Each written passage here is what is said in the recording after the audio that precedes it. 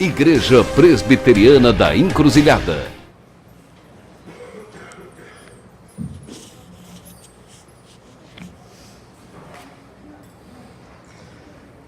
Que bom podermos começar o culto cantando Igreja Alerta. Marchar sim, marchar avante.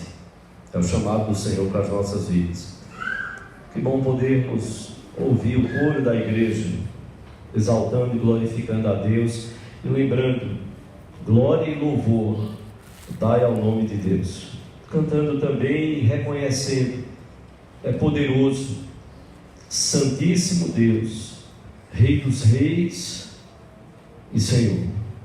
Que bom cantarmos juntos e com o grupo de louvor podermos renovar o desejo mais profundo do coração de quem conheceu a Cristo.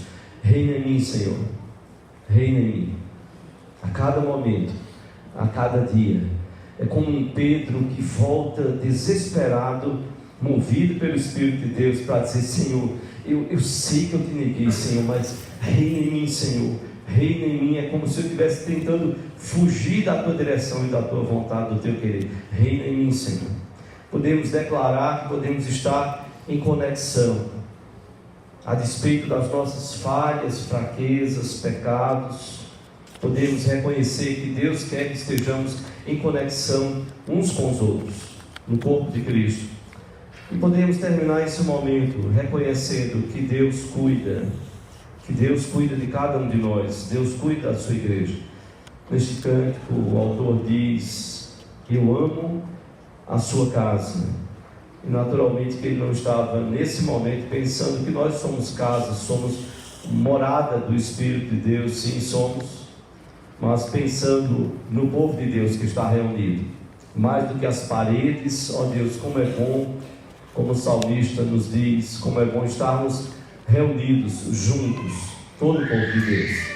E diz mais: e não ando sozinho, não, pois sei que Deus cuida de mim. E para não estarmos sós, para não sermos cristãos solitários pelo mundo, Deus nos concedeu a igreja, Jesus instituiu a igreja. Eu convido você a abrir a palavra de Deus no livro de Hebreus, capítulo 10. Eu quero convidar você a lermos juntos este versículo 25. Eu quero pedir que você não, se você estiver com a Bíblia impressa, não feche. Se você estiver através de algum smartphone, algum recurso tecnológico, deixa ele lá, deixa aberto nesse texto. Hebreus capítulo 10, versículo 25.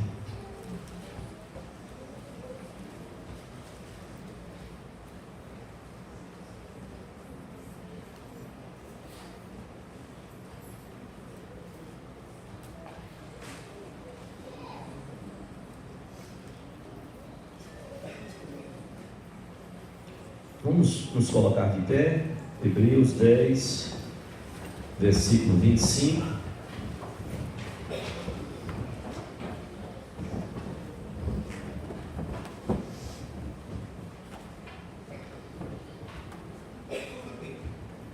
Nos diz a palavra de Deus.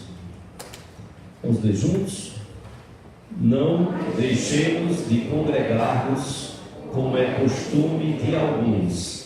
Antes façamos admoestações, e tanto mais quando vedes que o dia se aproxima. Você está aí? Que bom. Vamos ler juntos de novo, bem forte. Não deixemos de congregar-nos, como é costume de alguns. Antes façamos admoestações, e tanto mais quando vedes que o dia se aproxima. Não deixemos de congregar-nos, como é costume de alguns. Nós vamos orar ao Senhor. Eu quero convidar as professoras e professores do departamento infantil a vir à frente, as crianças também estarem conosco, orarmos juntos.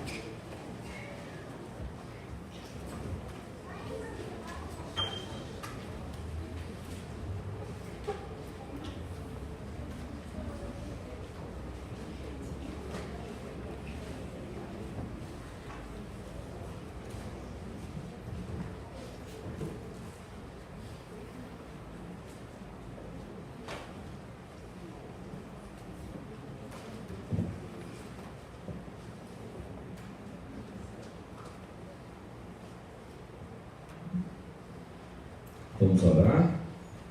Vamos fechar os nossos olhos, todo mundo de olhinho fechado. Vamos falar com o Papai do Céu. Senhor Deus e Pai, nós te agradecemos e te bendizemos e te louvamos, ó Deus, pela bênção de podermos abrir a Tua Palavra.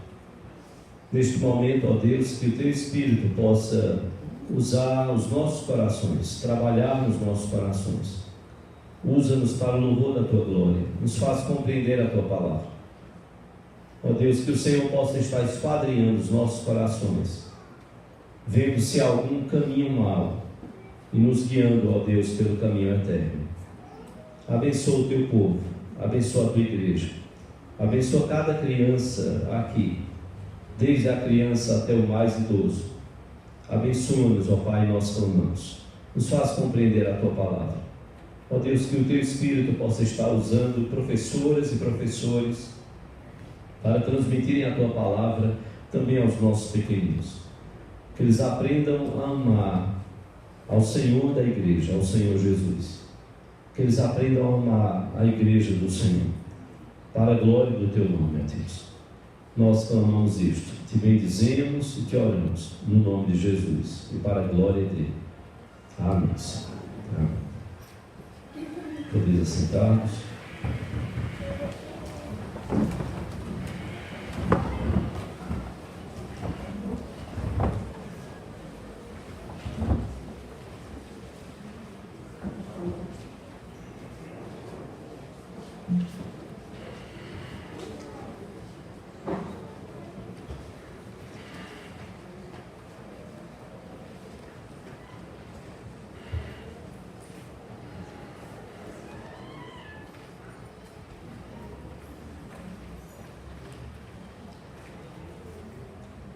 Não deixemos de congregar-nos, como é costume de alguns. Antes, façamos admoestações, e tanto mais quanto vedes que o dia se aproxima. O que afasta você da igreja do Senhor Jesus? O que afasta você da igreja do Senhor Jesus? O que muitas vezes pode levar você a se afastar mesmo da igreja? O que é que pode concorrer com a igreja?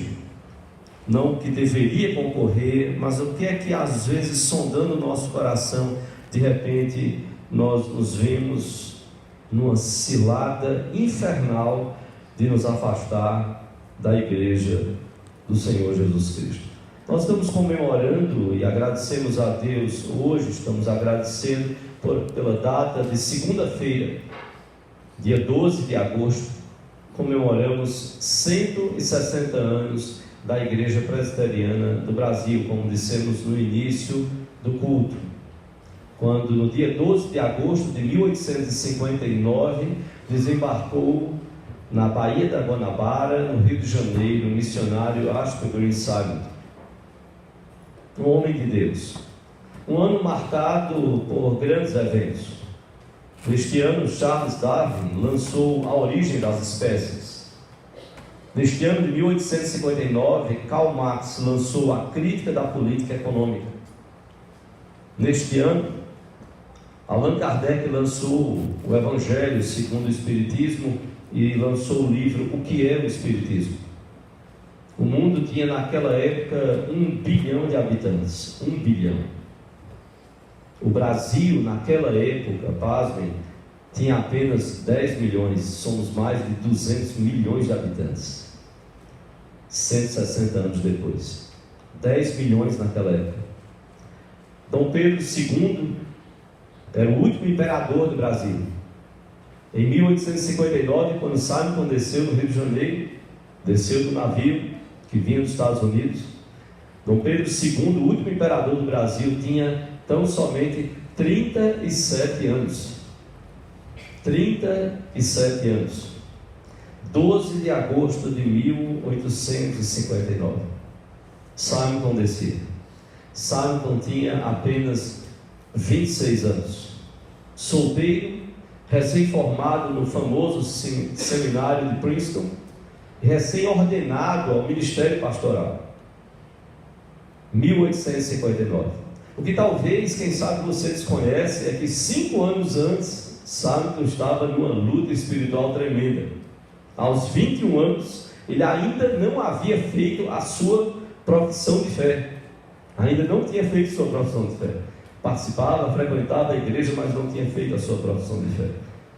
Estudava direito. Aos 21 anos, estudava direito. Tomado no ano seguinte, por um avivamento espiritual, no primeiro semestre de 1855, Simon, em maio de 1855, professou a sua fé. Em agosto de 1855, ingressou no seminário de Princeton, teológico. Em outubro, depois de um sermão de Charles Hodge, professor de teologia sistemática, um homem de Deus e livros aí estudados no mundo todo, nos seminários do mundo todo, decidiu-se por um ministério transcultural, missionário. Deus chamava Simon para levar o Evangelho. E Simon entendia, não é ser pastor aqui nos Estados Unidos, não é ser missionário aqui, mesmo tendo outras culturas, por exemplo, a cultura indígena nos Estados Unidos. Não. É ir mesmo para outro país, é levar o Evangelho para um país estrangeiro que precise da mensagem do Evangelho. Em 1858, ele se ofereceu à Junta de Missões Estrangeiras da PCUSA, da Igreja Presbiteriana dos Estados Unidos da América. O seu ministério no Brasil foi de um tempo curto, um espaço de 8 anos, dos quais apenas 1 ano ele esteve nos Estados Unidos. Então, 7 anos aqui no Brasil. Fundou a primeira igreja presbiteriana do Brasil. Hoje, ainda não fui lá, mas a Catedral Presbiteriana do Rio de Janeiro tem lá, muito bonito. Você pode entrar aí, pesquisar pelo Google e sair aí pela internet, varrendo e vendo as imagens. Há uma mesa feita lá de ferro, bronze, o que seja, para simbolizar a pregação, a ceia do Senhor, a primeira escola dominical, o culto a Deus. Então, algo muito bonito feito para louvar e exaltar e deixar como testemunho na cidade do Rio de Janeiro. Ele fundou a primeira igreja presbiteriana do Brasil, no Rio de Janeiro. Ele criou o primeiro jornal evangélico, a imprensa evangélica, em outubro de 1864. Ele organizou o primeiro presbitério, a primeira escola paroquial e o primeiro seminário presbiteriano no nosso país. Mais ou menos, Simonton tinha algo em torno de 10 profissões de fé por ano. 10 profissões de fé. Ele escreveu sermões e poesias em português. Ele participou da ordenação do primeiro pastor presbiteriano brasileiro. O primeiro, nativo, chamado reverendo José Manuel da Conceição, que antes era padre, convertido ao Evangelho do Senhor Jesus Cristo e ordenado ao ministério pastoral em 1865. Esse homem, José Manuel da Conceição, ordenado pastor, saiu de cidade em cidade, às vezes até, de fato, colocando os seus próprios recursos para, de paróquia em paróquia, cidade em cidade. Como ele era extremamente respeitado no meio católico, ele saiu pregando nas igrejas e anunciando o Senhor Jesus Cristo. A salvação tão somente por meio do Senhor Jesus Cristo. A primeira escola dominical em português feita por Simonton foi na sua casa, em 22 de abril de 1860. Algumas crianças, alguns adultos. Começava a Igreja Presbiteriana do Brasil. Mas para a gente ter uma ideia, há uma frase que é dita e saiu num periódico chamado Apóstolo, de 1868. 1868 era um periódico da Igreja Católica Romana daquela época, para vocês terem uma ideia da seriedade que era ser um cristão evangélico e naquele contexto considerado protestante. foi colocada a seguinte frase: um brasileiro protestante soa tão mal como o nome de traidor ao seu país e ao seu imperador. Isso era distribuído para toda a população.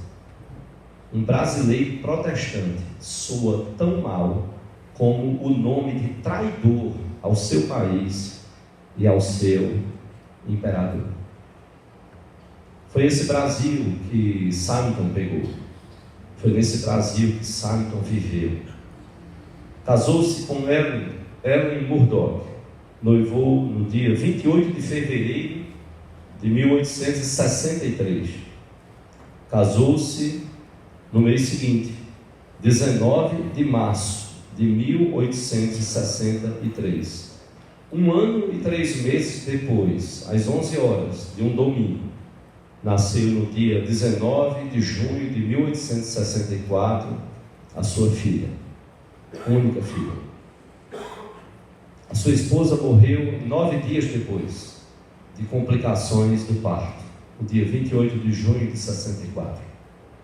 E 3 anos depois de ter nascido a sua filha, morria Samson, no dia 9 de dezembro de 1867, aqui no nosso país. Muitos acreditam que a febre que ele teve, ele teria contraído a febre amarela. E contraindo ela em novembro, veio a falecer em dezembro. Irmãos, eu quero colocar isso logo no início da mensagem, para que você pense. O que poderia afastar você da igreja do Senhor? Nós não fomos chamados e não somos macacos para estarmos de galho em galho, de igreja em igreja, nem mesmo na igreja, para estarmos assim. Como uma planta que é arrancada e é jogada em outra caqueira e vai tentando ser adubada ali, depois tira daqui, vai para cá, depois para cá, para cá, para cá, nós terminamos murchando. Esse é um risco tremendo às nossas vidas. Samson enfrentou problemas terríveis. Perdeu a sua própria esposa. Poderia ter desistido de tudo e ter voltado para os Estados Unidos. E teria apoio, teria igreja para pastorear nos Estados Unidos. Não. Ele tinha uma missão, e como falamos hoje pela manhã, ele tinha um ministério a cumprir, e ele então não se entregou. Ele prosseguiu firme, entendendo, e você pode ler depois em casa o boletim com calma, e é tão belo como ele termina os seus últimos momentos de vida, reconhecendo que ainda que ele partisse, Deus haveria de levantar então alguém para dar prosseguimento. E se nós estamos hoje aqui, é graça e misericórdia de Deus, é bênção do Senhor, que começou no coração, começou a agir no coração de Deus, no coração de um homem, para trazer a mensagem do Evangelho. Desistimos muitas vezes por pouco, quando olhamos para a vida de um homem como esse. Não se sabe quem foi o autor de Hebreus. Nós lemos o texto de Hebreus 10, 25. Não deixemos de nos congregar, como é costume de alguns. Alguns acham que poderia ter sido Paulo, outros Barnabé, outros Lucas. Calvino chega a pensar que possivelmente teria sido Apolo, o destinatário da Epístola aos Hebreus. Teria sido de fato os cristãos perseguidos, tendo esses judeus sido convertidos ao Evangelho, e outros então, cristãos judeus que foram perseguidos pelos seus compatriotas, por conta da conversão deles ao Evangelho. Eles falavam grego e usavam a Septuaginta. Eles tinham a tradução que Alexandre o Grande fez do Antigo Testamento para o grego, do hebraico do Antigo Testamento para o grego. Eles tinham um interesse enorme nas questões do Antigo Testamento, do santuário, do sacrifício, do sacerdócio. E eles foram duramente perseguidos antes dessa epístola ser escrita, mais ou menos na segunda metade do primeiro século. E foram perseguidos quando esta epístola havia sido escrita, talvez até expulsos do judaísmo. E agora o escritor aos Hebreus estava lembrando a eles que nesse cenário de abandono, de incertezas, nesse cenário sombrio, como nós cantamos aqui. Reina em mim, em meio à escuridão, em meio ao vale da sombra da morte. Nós estamos reconhecendo que o Senhor reina. É diante de todo este cenário, é diante da tentação de abandonar e de apostatar da igreja do Senhor, é que nós precisamos pensar a nossa vida. Como é que nós estamos vivendo o cristianismo? Como é que nós estamos vivendo a fé no Senhor Jesus Cristo? O que é que pode ou poderia nos afastar da igreja? O escritor aos Hebreus, aqui ele diz: não deixemos de congregarmos, como é costume de alguns, antes façamos admoestações, e tanto mais quanto vedes que o dia se aproxima. Você já parou para pensar quantas tentações, quantos dardos inflamados do maligno para nos afastar da igreja? Muitas vezes questões espirituais, muitas vezes questões humanas, mas todas contra o povo de Deus, contra a igreja do Senhor Jesus Cristo. E quando nós menos nos damos conta, muitas vezes, nós já estamos esfriando ou frios, estamos deixando de nos congregar, como alerta o escritor aos Hebreus. O que é que poderia nos afastar? Me permitam olhar para o texto e ver algumas questões a partir do texto que nós lemos. Hebreus 10, a partir do versículo 26, vai nos dar uma pista de algumas coisas que podem nos afastar da igreja do Senhor. E a primeira delas que eu quero chamar a sua atenção é o pecado. O pecado nos afasta da igreja do Senhor. A palavra de Deus nos diz lá em Hebreus 10, o versículo seguinte, versículo 26: porque se vivermos deliberadamente em pecado, depois de termos recebido o pleno conhecimento da verdade, já não resta sacrifício pelos pecados. Pelo contrário, certa expectação horrível de juízo e fogo vingador, prestes a consumir os adversários. O pecado nos afasta da igreja. O pecado afasta o nosso coração da igreja. O pecado tira o nosso prazer de orar. O pecado tira o nosso prazer de adorar. O pecado tira o nosso prazer de meditar na palavra. O pecado tira o nosso prazer de servir.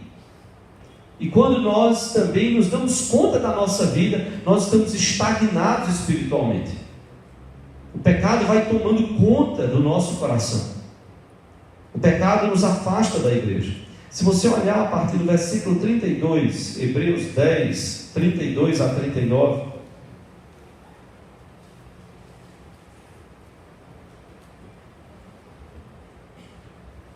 você vai ver como esses cristãos sofreram. Hebreus 10, a partir do versículo 32, a palavra nos diz: lembrai-vos, porém, dos dias anteriores. O escritor ainda falando aos Hebreus, em que, depois de iluminados, sustentastes grande luta e sofrimentos, ora expostos como espetáculo, tanto de opróbrio quanto de tribulações, ora tornando-vos coparticipantes com aqueles que deste modo foram tratados. Porque não somente vos compadecestes dos encarcerados, como também aceitastes com alegria o espólio dos vossos bens. Os bens dos cristãos foram tirados, tendo ciência de possuirdes vós mesmos patrimônio superior e durável. Não abandoneis, portanto, a vossa confiança, ela tem grande galardão. Com efeito, tendes necessidade de perseverança, para que, havendo feito a vontade de Deus, alcanceis a promessa. Porque ainda dentro de pouco tempo, aquele que vem, virá, e não tardará.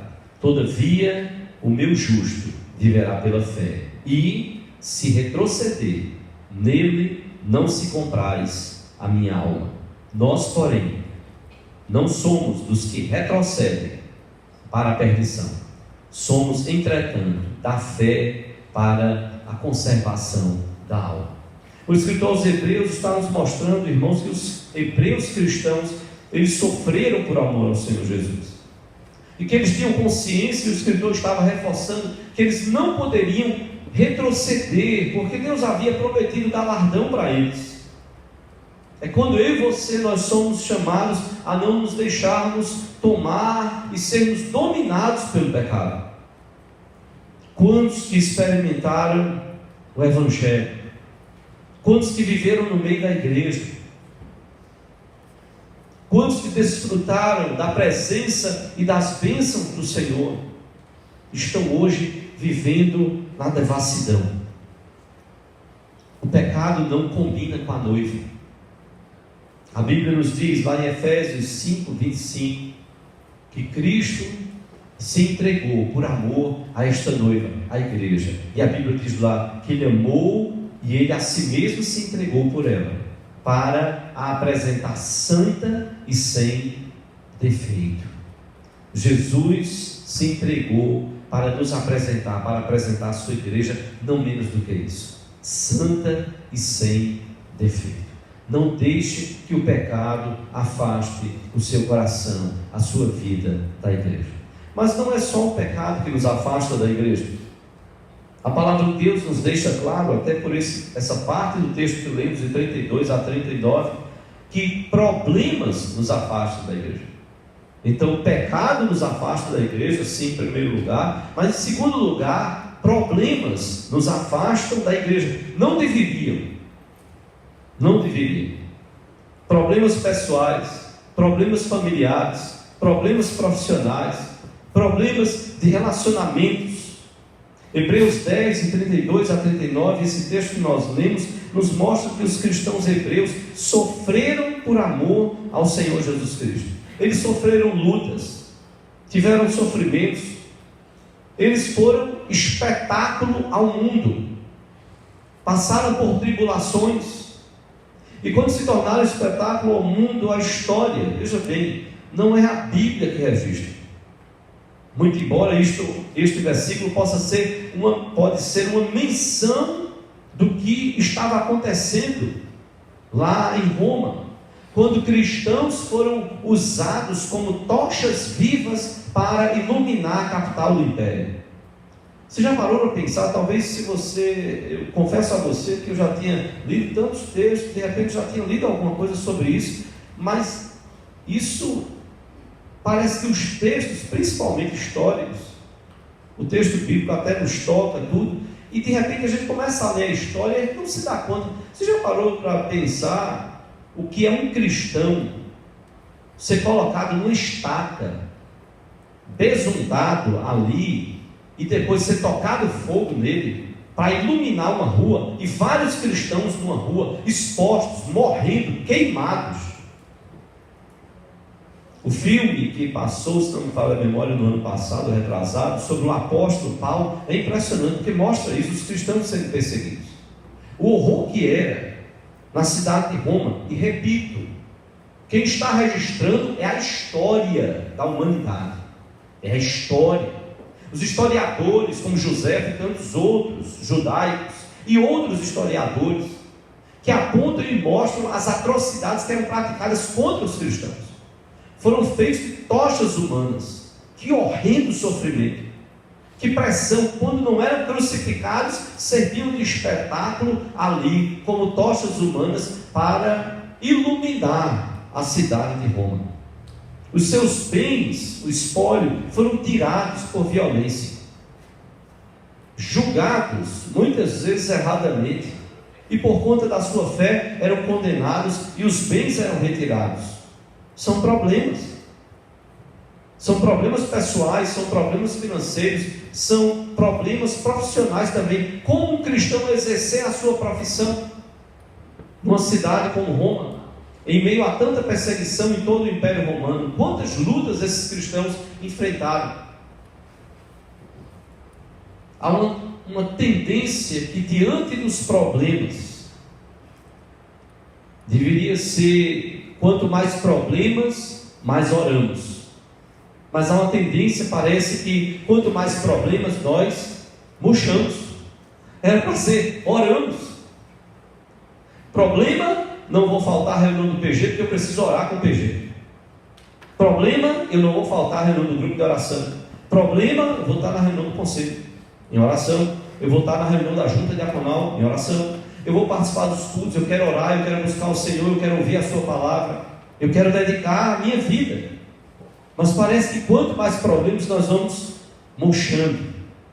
E a palavra então vem nos chamar a que nós não deixemos nos congregar, que nós não nos entreguemos aos nossos problemas. Talvez você já tenha visto um adesivo em carros, dizendo: não diga para Deus o tamanho do seu problema, diga para o problema o tamanho do seu Deus. Às vezes nos falta isso. Eu sei que você não vai ficar no meio da rua conversando com um adesivo no carro, mas quando você vê isso, se você está passando por um problema, lembre-se: Senhor, quem sabe eu estou orando pouco, eu estou precisando aprender a depender de Ti, eu preciso orar mais, eu preciso crer que quando de fato nós não temos o poder de mudar a situação, há um que pode todas as coisas. Ele está esperando que eu possa buscá-lo, porque é a sua vontade que eu possa orar e buscar a sua presença. Não se renda aos problemas. Talvez você tenha assistido, confesso que eu assisti 1 ou 2 filmes, não era muito fã, mas lembro que assisti aquele anos e anos atrás, aquele filme de Van Damme. Eu não sou muito fã de luta, e aí é aquela coisa toda, Van Damme e tal, cara, leva pancada para cá, para lá. Aí tinha uma frasezinha de efeito, isso aí me chamava muita atenção. A frase de efeito dizia: retroceder nunca, render-se jamais. Era a frase de efeito lá para divulgar o filme. Retroceder, voltar, não tem como voltar. Seguir a Cristo precisa ser um caminho sem volta, onde eu não me afasto, onde eu não deixo, onde eu vou fazer e buscar fazer a vontade de Deus. Não deixe de vir à igreja, não deixe. Siga como aqueles cristãos seguiram, firmes para cumprir o propósito de Deus. O que é que pode nos afastar da igreja? Pecados, problemas. Mas em terceiro lugar, o que pode nos afastar da igreja são pensamentos. Cuidado com o que está no seu coração. Pensamentos muitas vezes nos afastam da igreja. E preciso dizer, pensamentos errados. Se você voltar ao final do Antigo Testamento, Malaquias, se você puder abrir, Malaquias capítulo 1.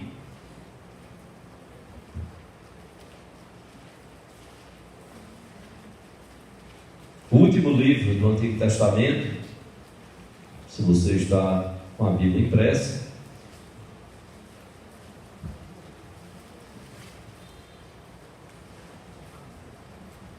Os versículos de 6 a 8.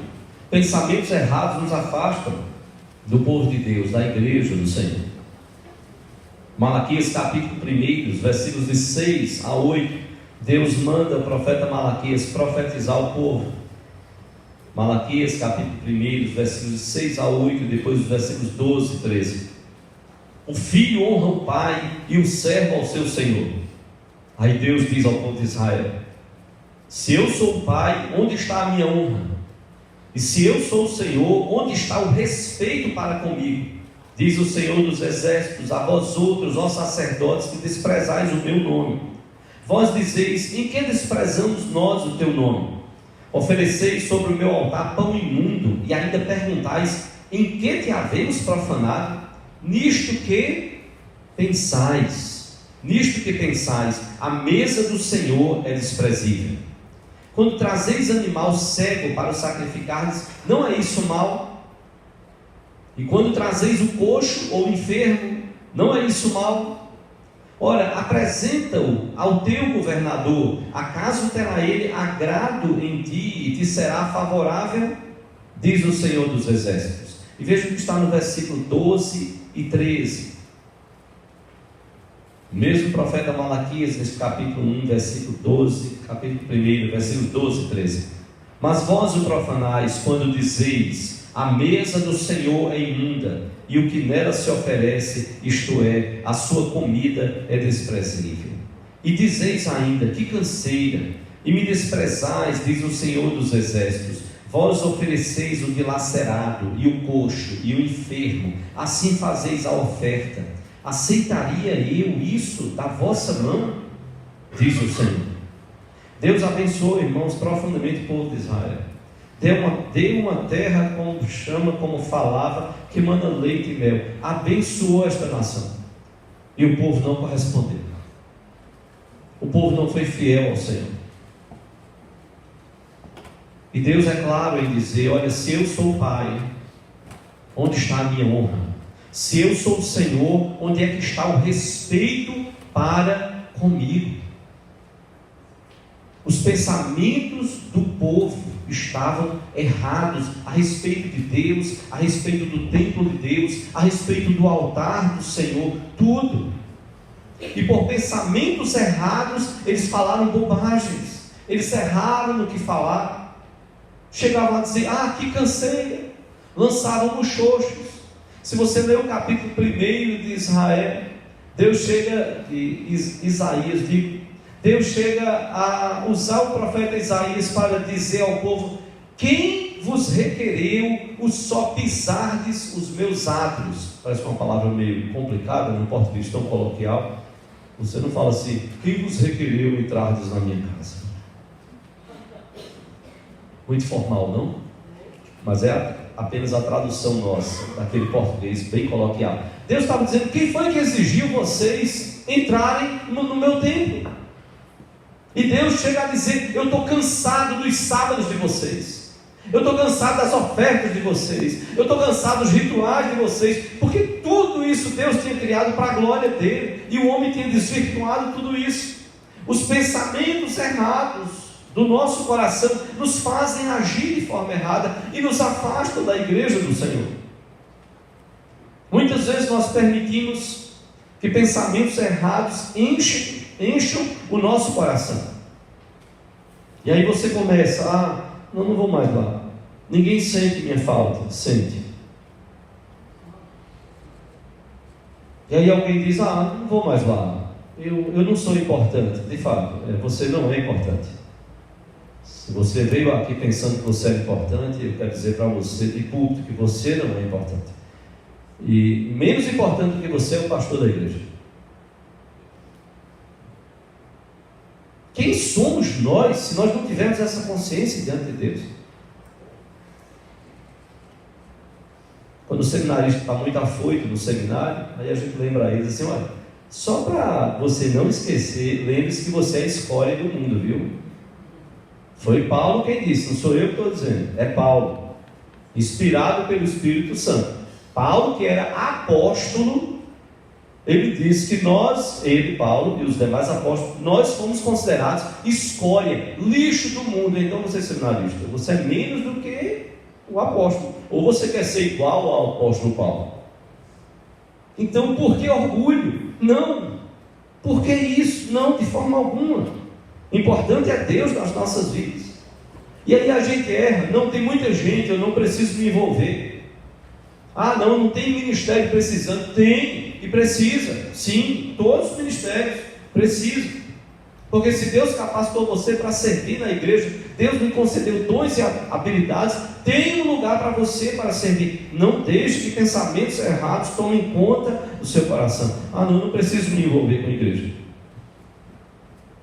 Como eu vi de uma pessoa, não falando aqui sobre a igreja, mas de outra igreja: não, eu gosto muito da igreja tal, porque naquela igreja eu entro, sento, ninguém fala comigo, eu não falo com ninguém, e depois que o religioso, a pessoa terminou de falar, eu vou me embora. Isso não é igreja. Que nós não nos relacionamos? Não, isso não é igreja. Pode ser qualquer outra coisa, menos igreja. Que não nos preocupamos uns com os outros, e uns aos outros, todos, um precisa estar preocupado com o outro. Não dá para o pastor, para os pastores tomarem conta de todo mundo. Nós cuidamos uns dos outros, sim, é o que a palavra de Deus nos ensina, são os mandamentos recíprocos, sim. E aí de repente você recebe um outro pensamento: não, eu já fui na igreja no domingo passado, já fui na igreja no mês passado, no semestre passado, para que ir todo domingo? E a gente começa a acalentar esses pensamentos. Eu via de um pastor que ele disse que certa vez, um pastor, não sei onde, estava na porta da igreja e convidando as pessoas que passavam: entrem, vamos entrar, vamos cultuar a Deus. E aí uma pessoa da comunidade passou olhou para o pastor, e o pastor, vamos entrar, e essa pessoa que morava na comunidade olhou para o pastor, estava na porta, no portão dele, e disse assim: vou não, pastor, que aí está cheio de hipócrita, aí está cheio de hipócrita, pode entrar, sempre cabe mais um, pode entrar, estamos assim, pode entrar. Deus está trabalhando os nossos corações, os nossos pensamentos errados, as nossas ideias erradas, as vãs filosofias, as vãs doutrinas de homens, e vejam só, cuidado, as vãs filosofias de demônios. Paulo fala isso e alerta isso a Timóteo. Nos últimos tempos, pessoas estarão dando ouvidos a demônios. Então cuidado. Cuidado para você não começar a propagar coisas erradas contra a igreja do Senhor Jesus Cristo. São artimanhas do inimigo para enfraquecer o povo de Deus, a igreja do Senhor. Quem aqui já teve noiva? Levante sua mão, por favor. Tenha medo não, pode levantar. Quem já teve noiva? Você é casado hoje, se você é casado, você teve noiva. Teve noiva? Levanta, assim como eu. Ó, a minha noiva, minha esposa está aqui. Ok, pode baixar. Eu queria ver você sonhando, aquela coisa linda toda, aí na semana do seu casamento, aí você encontra alguém que você sabe gosta muito de você. Aí a pessoa chegava para você e dizia assim: ó, vem cá, fiquei calado esses anos todinho, mas não posso não. Eu não posso ficar calado não. E você diz: não pode ficar calado o quê? Você vai casar sábado. Sim. E o que você está dizendo que você não pode ficar calado? Você, rapaz, eu não estou aguentando não, eu tenho que falar, eu sou um dos seus melhores amigos. Essa sua noiva não presta.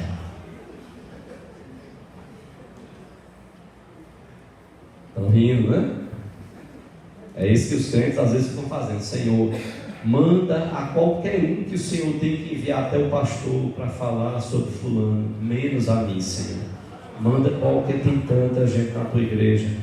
O que revelastes a mim, revela ao outro, Senhor, menos a mim. Eu vou ficar orando por aquele que vai ter coragem de chegar lá e dizer: pastor, a gente precisa ajudar fulano. Aí veja, esse amigão do noivo vai lá, ele tem que ser amigo demais. Ele sabe que ele pode perder a amizade. E aí, quando às vezes ele tem de fato a verdade, ele não vai se calar. Agora veja bem, e se fosse você, noivo, ouvindo, o que você diria? Alguém falando mal da sua noiva, você vai casar com ela. E aí alguém falar mal da igreja do Senhor para o noivo. Alguém que fala mal não é nem para o noivo, fala mal para os outros. E aí vai falando da igreja, malhando a igreja. Está malhando a noiva de Cristo. Como Jesus se sente? Quando buscamos ser uma igreja séria, quando glorificamos o nome do Senhor, estamos até além, a nossa preocupação não é honrar o nome da Igreja Presbiteriana do Brasil, não, porque o que esta igreja tem lutado, e a sua história é prova disto, e nós não somos perfeitos e temos problemas, sim, mas o que desde o missionário, que foi capaz de dar a sua vida quando podia ter ido embora, ter deixado e abandonado tudo, quando ele permaneceu fiel ao Senhor, irmãos, ele estava deixando um grande testemunho para as nossas vidas. Podiam falar mal da igreja do Senhor, e ele não estava ali tão somente para plantar a igreja presbiteriana do Brasil. Simon tinha um coração rendido à cruz, aos pés da cruz do Senhor Jesus. Ele amava o Senhor. Ele que mesmo teve suas dúvidas. Ele, como dissemos, que 5 anos antes de vir para o Brasil, não tinha feito ainda a sua profissão de fé. Agora, tocado pelo Espírito de Deus, ele queria dar o melhor para a glória de Deus. E assim precisamos ser. Precisamos lutar contra as artimanhas do inimigo, porque nós estamos aqui para proclamar o Evangelho da graça de Deus. Isso passa por esses 160 anos da Igreja Presbiteriana do Brasil, mas vai além, porque é a igreja, como tantas outras igrejas, denominações, que buscam servir ao Senhor e buscam ser a igreja do Senhor segundo a palavra de Deus. E essa consciência que nós precisamos ter. e não estarmos dando lugar no nosso coração, no nosso pensamento, na nossa mente, a pensamentos errados. Mas veja, não só nos afasta da igreja pecados, problemas, pensamentos, mas também prioridades erradas. Prioridades erradas. Essas pessoas não conseguiriam terminar os seus dias sendo fiéis a Deus se elas não priorizassem o que precisava ser priorizado. Desculpa. O escritor aos Hebreus estava dizendo: não deixemos de nos congregar. Muitas vezes nós deixamos que muitas coisas tomem o lugar da nossa adoração, do nosso serviço, de estarmos juntos, bendizendo, adorando, servindo, nos dedicando. A Bíblia diz que há tempo, Eclesiastes fala isso tão claramente no capítulo 3, há tempo para todo propósito debaixo da terra. Todo propósito. É preciso ter o tempo da família, é preciso ter o tempo do trabalho, é preciso ter o tempo para os amigos. Sim, mas cuidado. Deus quer nos abençoar em tudo isso. Ele quer nos abençoar através da igreja. Foi o propósito de Jesus. Foi Ele quem disse: tu és Pedro, e sobre esta pedra eu edificarei a minha igreja, e as portas do inferno não prevalecerão contra ela. Quem tem que ser resgatado, vai ser resgatado. Quer o inferno queira ou não, quer os demônios queiram ou não, quer Satanás queira ou não, será resgatado no nome do Senhor Jesus Cristo, porque foi Ele que disse: as portas do inferno não prevalecerão contra a igreja do Senhor. E eu e você, nós precisamos caminhar nesta certeza. Onde é que está a igreja na nossa lista de prioridades? Onde está a igreja na nossa lista de prioridades? Então, prioridades erradas nos afastam da igreja do Senhor. Então, nós precisamos tomar cuidado com a nossa agenda. Com a nossa agenda. Então, pecados nos afastam, problemas nos afastam, pensamentos errados nos afastam da igreja, prioridades erradas nos afastam da igreja. E por último, prazeres errados nos afastam da igreja.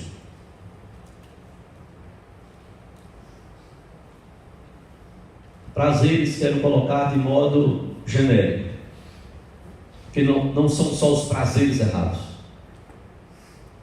Nós vivemos o que é chamado, aí secularmente falando, e não é um termo criado pela igreja, é o neo-hedonismo. O hedonismo defendia que você, para ser feliz, você precisava ter uma preocupação: sua felicidade. Sua felicidade. Você talvez tenha visto um adesivo também dizendo: a vida é curta, então curta a vida. A vida é curta, então curta a vida. Outro adesivo mais sensato, você talvez encontre, diz: quem não tem tempo para Deus, vive perdendo tempo. Vive perdendo, em outras palavras, a vida. É preciso termos os prazeres na medida certa, conforme a palavra de Deus nos diz. Shoppings, baladas, finais de semana intermináveis têm o seu preço. Não conseguem encher o nosso coração. Me permite dizer com todo carinho, seu time de futebol também, porque eu também tenho time. Não faça do seu time a sua razão de viver.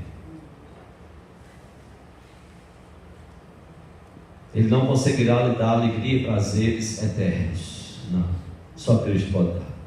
Você pode brincar, você pode torcer, pode curtir, tudo na medida certa. Tudo na medida certa. Para você ter o tempo de vir à igreja, adorar ao Senhor, dedicar-se ao Senhor, time, prazeres, shoppings, festas, depende das festas, você tem que ver onde é que você está entrando, o que é que você está fazendo, finais de semana, tudo isso, precisa estar tudo na medida certa, e tudo regrado à luz daquilo que a palavra de Deus nos ensina. E nunca esqueça, Satanás não vai vir para você de chifre, cara feia e tridente. Ele nunca vai se apresentar, não é esta a forma, a não ser que ele queira aterrorizar você. Ele pode fazer até pior. Biblicamente, a Bíblia nos ensina isso. Mas veja, Paulo teve tanta percepção da ação de Satanás contra a igreja que ele chegou a dizer que os demônios são capazes de se disfarçarem como se fossem anjos de luz para iludir e enganar, se possível fosse, até ao povo de Deus. E Paulo estava alertando: cuidado, cuidado.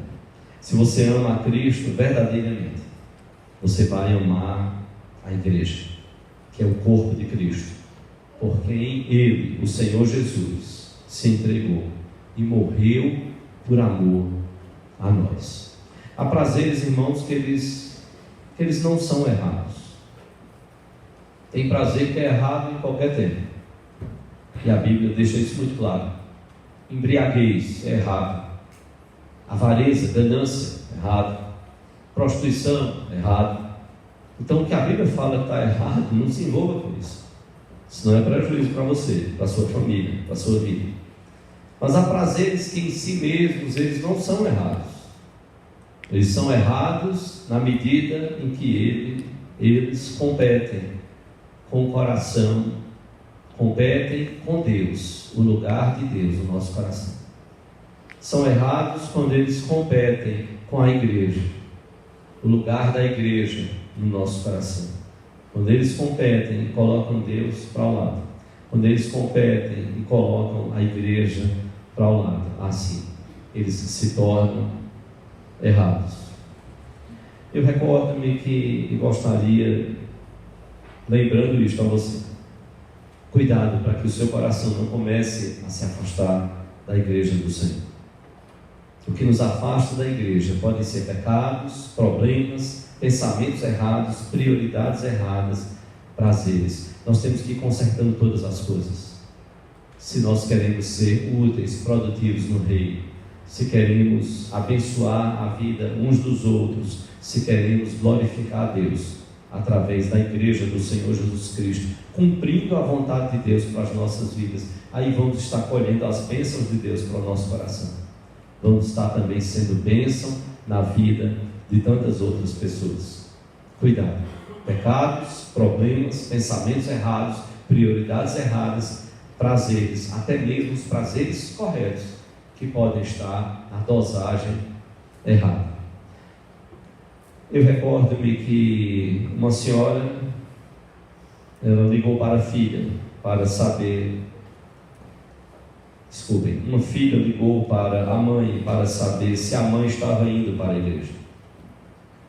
A mãe se queixou de dores, e a filha, diante da situação, compreendendo a dor da mãe, disse para a mãe: mãe, não se preocupe, a senhora está com dores, não se preocupe. Olha, esse domingo, ele vai ser um domingo do feriadão de São João, e é bem possível que tenha menos gente na igreja. Então a mãe disse para a filha: então vai ter menos gente na igreja? Não, então eu vou. Se vai ter pouca gente na igreja, eu vou, porque eu vou ser uma pessoa a mais na igreja. Bonita a história, não? Vai ter pouca gente na igreja? Não, então eu não vou. Eu vou ficar com o reverendo Faustão. Depois eu vejo o louvor do Fantástico, e assim eu entro no domingo maior e vou por aí, e por aí vai. Topa tudo com dinheiro, sem dinheiro, com dívida, sem dívida, e vai embora. À noite vai, depois eu vou dormir, e amanhã esse dia para coragem, que amanhã é segunda. Não. Se vai ter pouca gente na igreja, eu vou, porque eu vou ser mais uma pessoa a mais na igreja. Eu sei que você está curioso. A filha foi nossa irmã Evânia, que se preocupou com a mãe, e a mãe foi Dona Antônia, que está na glória. Como nós precisamos desses exemplos, desses antigos, para fortalecer o nosso coração, para dizer: Senhor, me faz também como uma Deusuíta da vida, me faz como uma Antônia da vida, e por aí vai. tantos e tantos outros servos e servas do Senhor, em tudo aquilo que eles serviram ao Senhor fielmente. Senhor, multiplica isso no meu coração. Me ajuda até o fim da minha vida, a pelo menos chegar perto do exemplo de dedicação que eles tiveram. Não deixe que o seu coração se afaste da igreja do Senhor. O seu lugar fica vazio, de fato, quando você não vem. Ele é seu, para que estejamos juntos, adorando, bendizendo e louvando ao nome do Senhor. Que o Senhor Deus nos abençoe por esses próximos 160 anos, se Jesus não vier até lá. Se Ele vier, que a gente suba junto. Se você ficar, console minha sogra. Fique com ela e ajude ela. Eu creio que eu vou. E você precisa colocar a sua fé no Senhor Jesus Cristo. Entregar a sua vida a Ele. E se você, para você não sair daqui dizendo, meu Deus, a sogra do pastor vai ficar. Não, eu estou torcendo que ela suba. Ela não pôde estar hoje com a gente, né? A gente sinta essa falta do final de semana.